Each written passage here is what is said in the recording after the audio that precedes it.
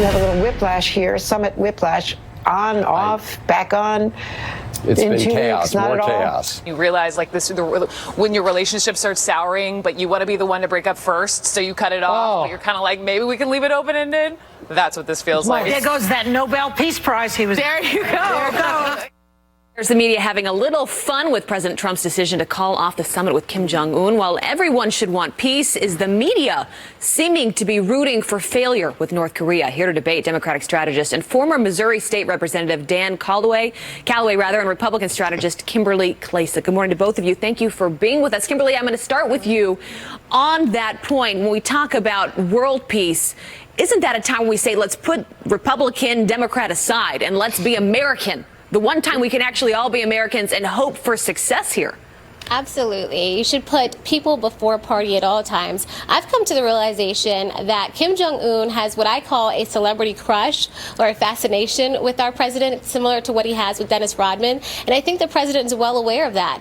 For Kim Jong-un to come out and say, hey, I'm willing to meet with our president at his convenience, tells me that Donald Trump has complete control of the situation. The left is desperate at this point, right? So if he doesn't make the deal, they can say, I told you so, and continue to throw insults at Republicans until the November election. But if he does make this deal, and he will, they will have to not only eat crow, but then they have to then admit that he is good for this country and also for the entire world. Yeah. For Representative of Utah, Mia Love, to be front and center at that press conference in regards to the cancellation spoke volumes to me. She has never really aligned herself with President Trump, and she even took a step backwards when he allegedly made those comments about Haiti being a not so desirable place. And so here she is front and center. So that tells me that she and the GOP are down with this decision, and I also support it. Don, why does it seem like it's fun for members of the media and Democrats when something fails? And by the way, this summit could still happen. The president said he still wants it to go forward. We'll see how it plays out.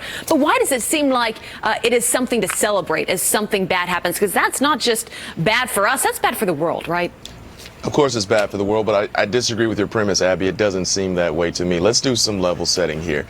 The media are normal people with families, and this is not some episode of real dictators of the Far East. This is nuclear diplomacy in a very, very specific context that could destabilize the whole world. I think you started this segment correctly by asserting that nobody wants that, not the media, not Democrats, nor anybody else.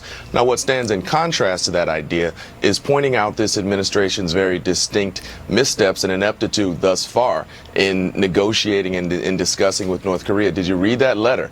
Now, my 9-year-old could have done that. It was actually quite embarrassing as an American document coming from the office of the White House. If you consider on again, off again, litigating this in the media, this is not professional diplomacy, but it's kind of stereotypical of this administration thus far. There you go, not at all, No, because Abby, you started out your statements by saying that we should all be supportive of success for what's going on with North Korea, and that people aren't laughing it off and people aren't making fun of the administration. But that's exactly what you're doing. But no, I'm not. But to be supportive of success, to see success is to not want nuclear conflict or nuclear tensions to rise. That is not in contrast to pointing out that this is not the way to achieve that. This letter, this administration thus far in pursuing these diplomatic talks in a very particular and very dangerous nuclear context is not the road to success. In fact, it's been quite embarrassing. And the media, nor Democrats, nor anybody else is outside of the norms for pointing that out. And frankly, to suggest that the media wants failure here, that we want nuclear destabilization, is not the realm of thinking adults. Kimberly, last word here.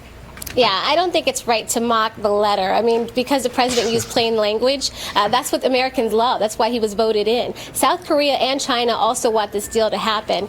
So for us to say, okay, well, say the left was saying that he was offended when he called Korean leader Rocket Man. He wasn't. They were wrong. The left is wrong and proven wrong time and time again. They're going to be wrong when he makes this deal happen. All right. We're going to leave it right there. Don, Kimberly, it is early and does not mean we cannot be fired up about this. Great to have you on this morning. It's good debate. Thanks. Good. All right.